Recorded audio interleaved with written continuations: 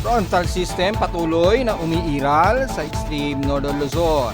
So bahagyang paglamig sa bahagi ng Batanes Group of Islands at dulo ng Ilocos Norte inaasahan ngayong araw.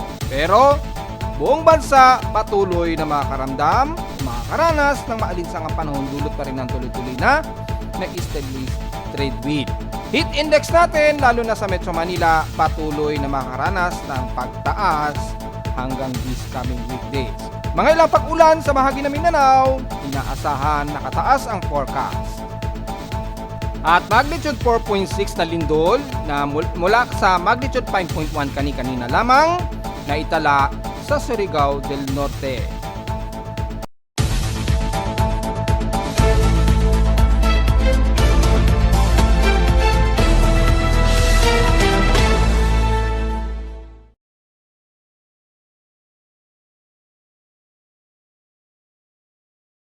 Hello, good morning mga folks. Welcome po muli sa ating Daily Weather Bulletin at Analysis para sa araw na Linggo, March 16, 2025. Ang oras nating boss may umaga ay alas 9:56 na ng umaga.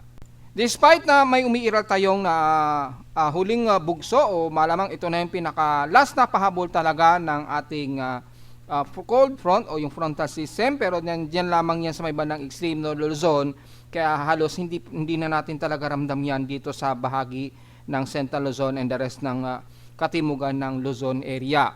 Bagamat may presensya ay bahagyang bababa ang temperatura sa may ilang bahagi ng dulo ng extreme northern Luzon. So magdedepende yan kung mas bababa pa yung flow ng frontal system hanggang mga bukas o within 48 hours. So malalaman na lamang po natin. Pero sa ngayon ay patuloy pa rin tayo makakaranas ng mas maalinsangang panahon ngayong araw sa halos buong bansa. Madalas, localized thunderstorms at forecast na pag-ulan ng iiral, especially dyan sa bahagi pa rin ng Mindanao area. So, medyo prepare pa rin tayo ng mga pananggalang sa ulan bukod sa tinding sikat ng araw ngayong araw.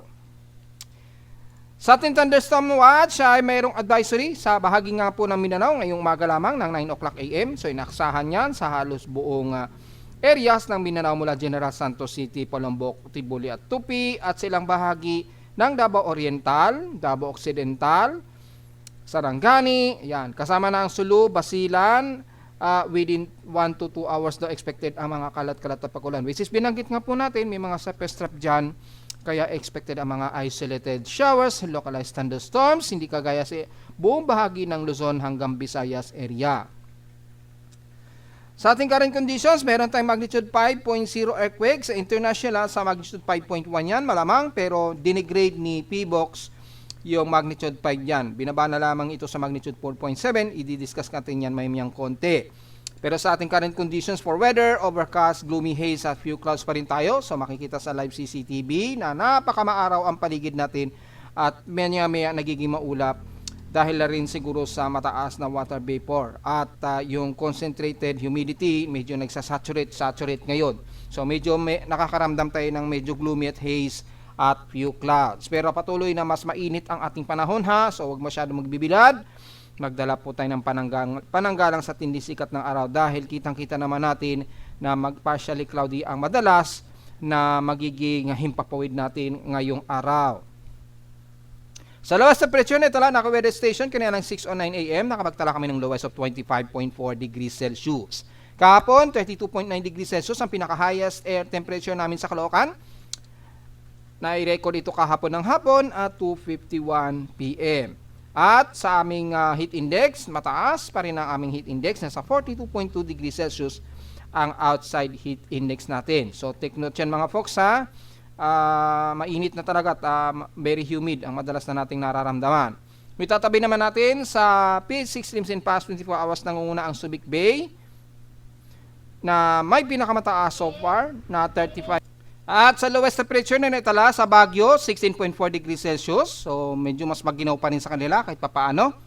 At sa Surigao naman ay nakaranas sila ng 22 millimeters na malamang ay moderate rain showers lamang yan since kahapon. Pero wala pa rin kaming naitala na pag-ulan so far, na natiling 24.6 mm ang total rainfall namin within 7 days or 28.2 mm sa total rain for the month of March. So napakakonti pa rin. Bagamat nalagpasan nito yung average rainfall supposed to be na around supposed to be mga 28.2 o maximum March average at least 31.6 millimeters.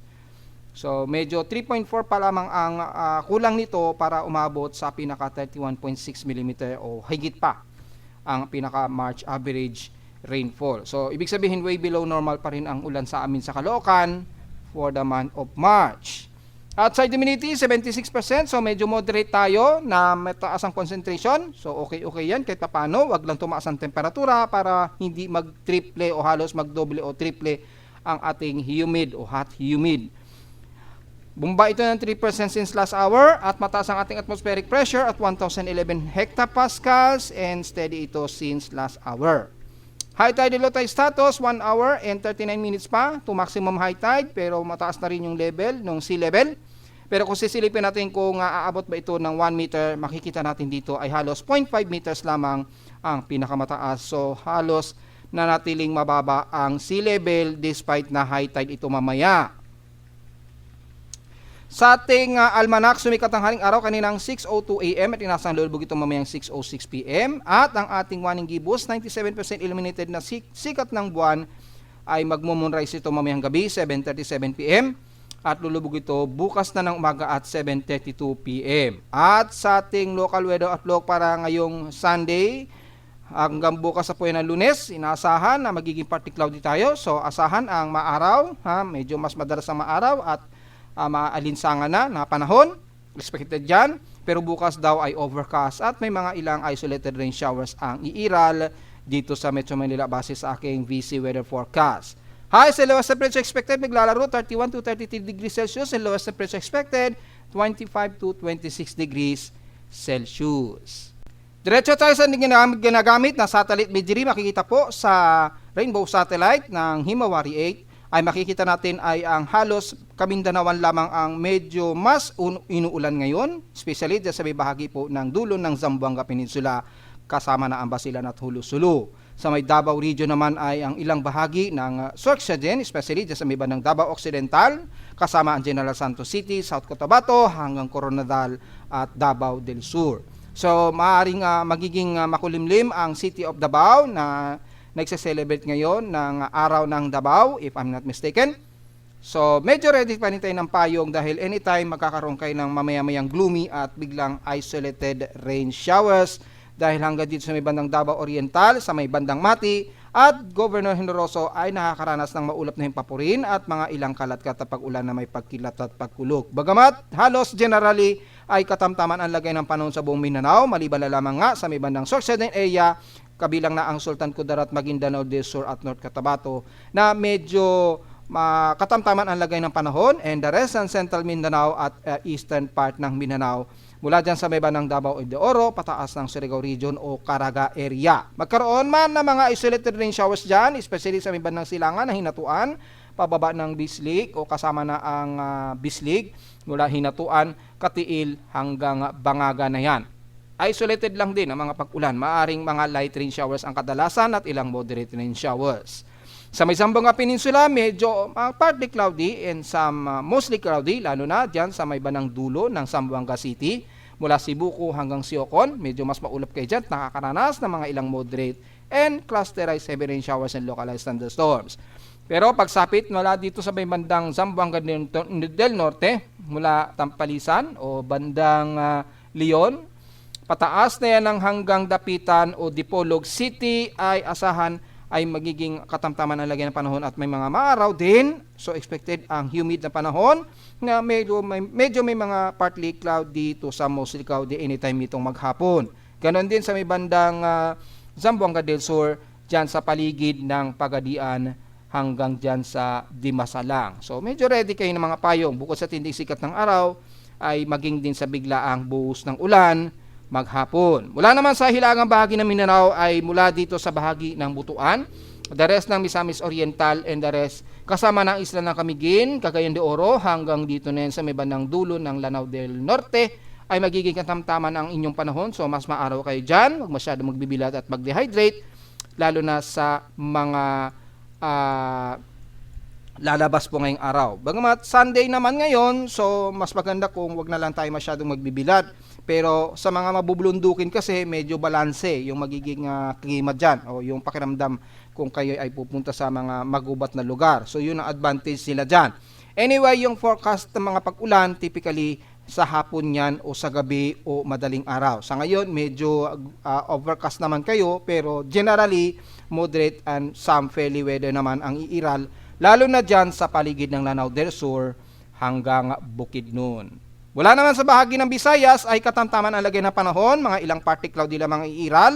So generally, halos mostly, fairly weather tayo dyan mula dyan sa buong bahagi ng Eastern Visayas hanggang dito sa may kanluran. Magkaroon man ng mga ilang isolated rain showers and localized thunderstorms. Typically, mararamdaman yan sa may bandang katimugan ng bahagi ng Leyte at southern part ng Samar. Kasama na ang Bohol, southern part ng Cebu, dyan sa paligid o malapit sa boundary ng Siquijor at sa ilang areas ng Negros region, especially sa Negros Oriental area. Especially makakaranas dyan ang Siaton, Bayawan, at Tanhay na makakaranas ng mga mas gloomy at mga kalat-kalat na pag-ulan. The rest ng kanluran ng Negros Occidental mula dyan sa may bandang Kabankalan hanggang dyan sa may bandang La Carlota and the rest ng paligid ng Canlaon, medyo moderate naman ang lagay ng panahon, partly cloudy to some mostly cloudy lamang iiral at mga isolated lamang, probably mga mahihina lamang ang madalas na ulan ang iiral dyan, kabilang na ang Iloilo hanggang sa buong bahagi ng Panay Islands. Wala sa Southern Luzon naman and the rest hanggang Mimaropa, katamtaman at moderate and fairly weather tayo dyan. So mas maaraw kayo dyan. Mga ilan lamang na mga partly cloudy ang iiral sa bahagi ng Bicol region mula Sorsogon City hanggang dyan sa may bandang Iriga at Camarines Sur. Magiging maulap din ang Catanduanes Island na makakaranas ng minsan-minsang mahihina at katamtamang pag-ulan. Pero the rest ng Southern Luzon, kasama na ang Mindoro, nabanggit na natin ang Palawan na moderate and fairly weather tayo dyan, hanggang sa buong bahagi ng Camarines Norte, Quezon Province, kasama na ang Calabarzon, kasama ang NCR, and the rest ng bandang Bulacan hanggang Central Luzon na yan. So magiging moderate and fairly weather tayo, mostly mataas ang ating humid, probably dahil mataas ang ating outside humidity, kung hindi man magiging hot dry ang ating klima ngayong maghapon.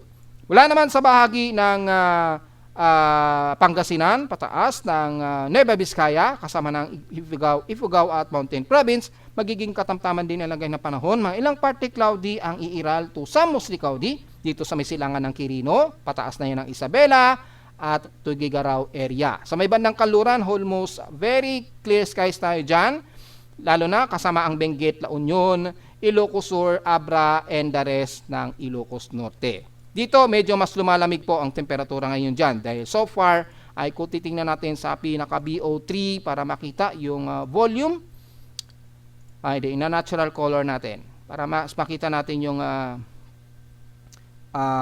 yung level ng gaano kakapal yung frontal o cold front. Ayan, kitang-kita naman po. Ipapost po natin ha. So, yung cold front ay umiiral ngayon dyan, yung pinaka-shale line nito. Yan, umiira sa may bandang pagitan pa rin ng Southern Taiwan at bandang Batanes Group of Islands. So medyo mas malamig ang bahagyan ng temperatura dyan, kaya medyo very comfortable ang ilang bahagi dyan sa bahagi ng Extreme Northern Luzon, kabilang na ang bahagi ng Pagudpud sa Ilocos Norte. So dahil sa may mga maulap na himpapawid dyan, expected bigla ang mga isolated rain showers and localized thunderstorms sa hapon, depende sa lakas ng saturated water vapor na magagawa between dito sa frontal o cold front o tail o cold front na umiiral dyan. So sa mga ibang mga mababasa nyo yung balita, sasabihin nila dyan ay amihan yan. Pero totally, patapos na talaga o halos wala na talaga tayong amihan. Mga pahabol na lamang yan na mga, kumbaga parang, sabihin na natin parang pinakalatak ng buntot ng cold front na lamang po ito hanggang sa tuloy ang matapos na yan sa pagtatapos nga po ng transition ng ating amihan papunta sa hot, dry season. Bagamat wala tayong inaasahan na ano bang sama ng panahon gamit ang ating Tropical Cyclone Assessment Monitoring, pero base dito sa ating Global Spectral Model, hanggang March 20 pa, mukhang tuloy-tuloy pa na iiral yung huling bugso po ng ating cold front o frontal system. Hanggang sa unti-unting tuluyan na itong matatapos starting March 21. Dito, mas mararamdaman na natin simula sa araw na yan ang mas mainit pa na temperatura. So, be ready na lamang At medyo sinuswerte lamang tayo natataon na may mga pahabol pa talaga na northeasterly wind flow na magpapalamig o medyo magpapacomfortable muna kahit papano ng bahagya sa buong bahagi ng Luzon hanggang Southern Luzon area. So by March hanggang 21 yan o March 21, 2025, may makikitaan pa rin tayo na bugso dyan ng cold front o frontal system. So maganda po yan kahit papano medyo makakahinga-hinga tayo ng bahagya this coming week dahil at least medyo makocoveran muna tayo ng curtains of cold front system sa halos buong bahagi ng Luzon. So sana matupad yung forecast na yan para hindi naman tayo halos mahirapan dahil sa sobrang init talaga ng panahon starting ngayong month na to. Lalo na sa starting ng pagtatapos ng transition period. At dahil dyan ay magiging maulan ang ilang bahagi na naman ng silangan ng bansa, especially Bicol region and the rest ng bandang Southern Luzon area these weekdays. Ayun, makikita natin kung i-atras natin yung animation hanggang March 17, yan, medyo iiral-iral yung frontal system o cold front o yung tail end of cold front dito sa bahagi ng hanggang Southern Luzon area. So hanggang dyan sa bahagi ng yan, medyo comfortable ang mararamdaman natin. At hindi muna totally makakaramdam tayo na matinding init dahil medyo maka-curtain nga po tayo ng frontal system nito. Ayun, yung northeasterlies na yan. So at least malinaw po yan at despite na may mabubuong mga northeasterly surface wind flow o yung cold front, ay wala naman tayo nakikita na anumang sama ng panahon na mabubuo hanggang these weekdays. So probably by the next 3 days, wala tayong inaasahan na may mabubuong sama ng panahon. Patuloy pa rin na iiral ang dalawang weather systems na to, yung dual o last sort ng cold front at easterlies na magdudulot po ng mga ilang kalat-kalat na pag-ulan sa iba't ibang bahagi nga po ng bansa, lalo na sa may bandang silangang bahagi nito. So, yun lamang ang sa ngayon ang maire-report natin since wala tayong makita na anumang tropical wave, maging sa mean sea level pressure, walang anomaly of low pressure area na nagbi-build up, lalo na dito sa may bandang south of Guam, na kung saan madalas talagang nagkakaroon ng development niyan, especially kapag may intertropical convergence zone. Bagamat wala naman masyado, wala tayong nakikita na ITCZ, nasa may bandang Indonesian Peninsula border at Australia ang ITCZ development so far, kaya malayo sa ngayon sa bansa na meron tayong ITCZ development. So wala tayong masyadong magiging komento, maging sa computer models ay patuloy tayo na iiralan ng mga ilang kalat-kalat na pag-ulan at mga ilang tropical wave dito sa may bandang eastern part ng Mindanao. So madalas mga tropical wave yan, wala dyan sa may bandang Palau na medyo kumikilos pa kanluran. Madalas yan pag mga tropical wave. So most essentially ang bahagi ng Mindanao, mas manaka sila o mas often na mararamdaman silang mga kalat-kalat na pag-ulan. Hindi gaya sa atin sa bandang Luzon, lalo na sa west portions ng Luzon area. So yun ang medyo hindi maganda.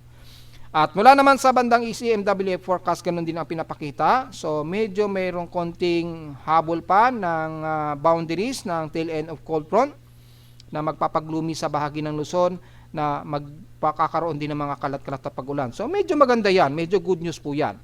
At wala tayong nakikitaan na anumang pag-ulan. Base na rin sa latest traffic hazards outlook natin mula kay NOAA ay mukhang mataas ang ating above average rainfall, 65 to 80% ang magiging average o above average rainfall probability natin hanggang between March 19 to March 25, 2025. So mukhang madalas gloomy tayo ha. Halos hindi pa natin ramdam yung pinaka-hot dry season pa totally.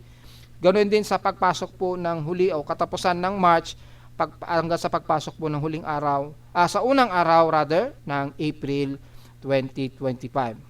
So mukhang madalas tayong uulanin ha. Bagamat mahinang-mahina na talaga yung ating La Nina, since may mahina pa rin tayong La Nina, at least humahabol, medyo ramdam pa rin natin yung epekto ng La Nina. Bagamat napakamahina na lamang ito, so medyo yung mga buhos ng ulan na yan ay magpapacomfortable sa atin yan. Yan ang medyo tulong sa atin para hindi naman tayo sobrang naiinitan bago pumasok ang April. Kasi grabe po talagang init pagka wala man lang ulan. At makakatulong yan para mag-stabilize din yung mga pananim dahil kapag dry season talaga ay natutuyo ang kalupaan na magbubunsod ng pagtaas ng ating mga bilihin dahil halos walang tubig mahihirapan ang tanim niyan at tubig sa mga pananim.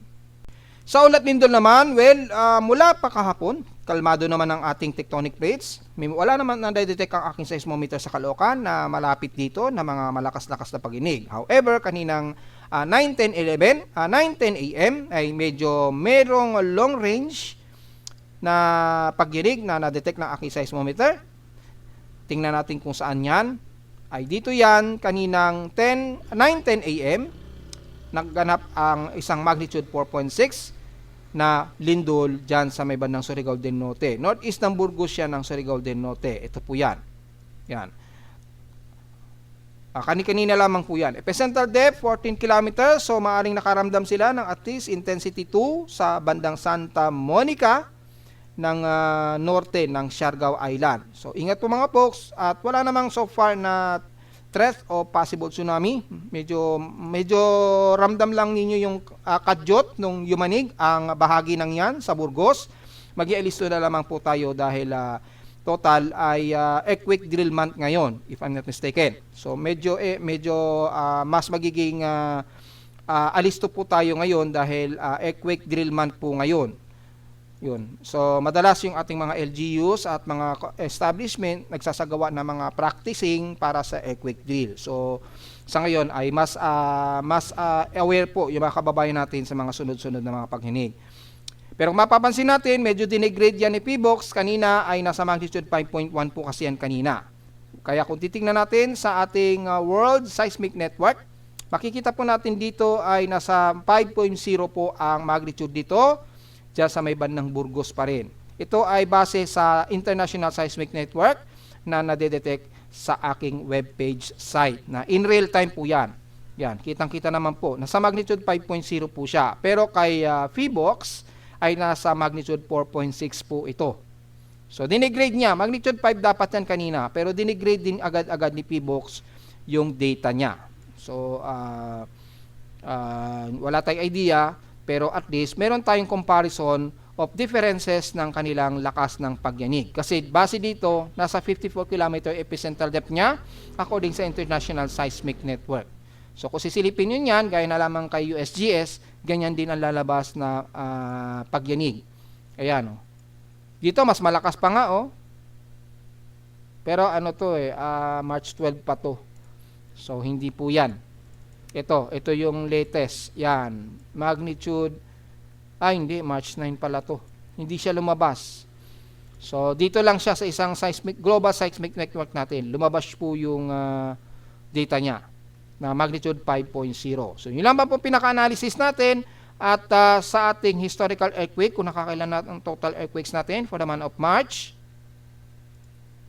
Yan. Buti naman, naka-filter na. So, for the month of March, nasa total na tayo na 507 total earthquakes. 484 dito is magnitude 2.0.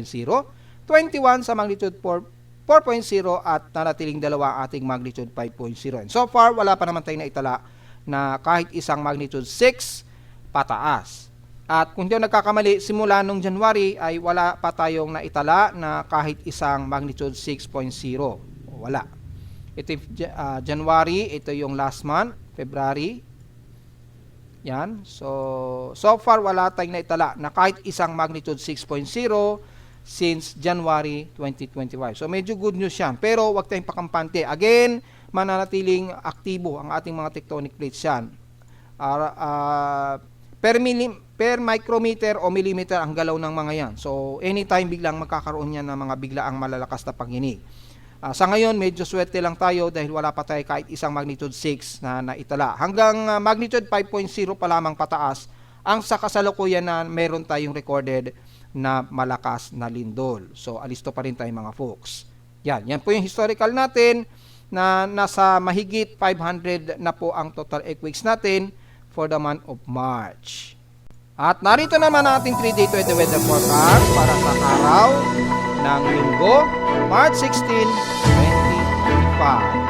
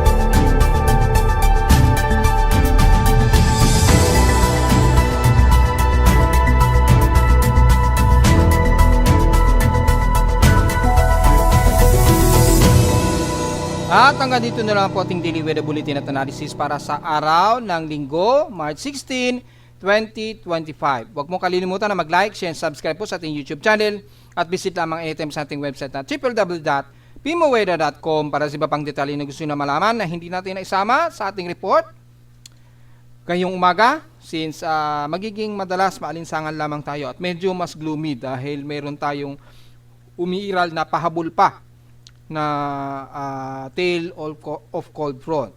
At visit naman sa ating website sa gusto malaman ng pinaka-real-time events mula sa reading ng aking aparato sa Caloocan at sa data feeds mula sa iba't ibang weather agencies. Maraming salamat po mga folks at magandang araw po sa ating lahat.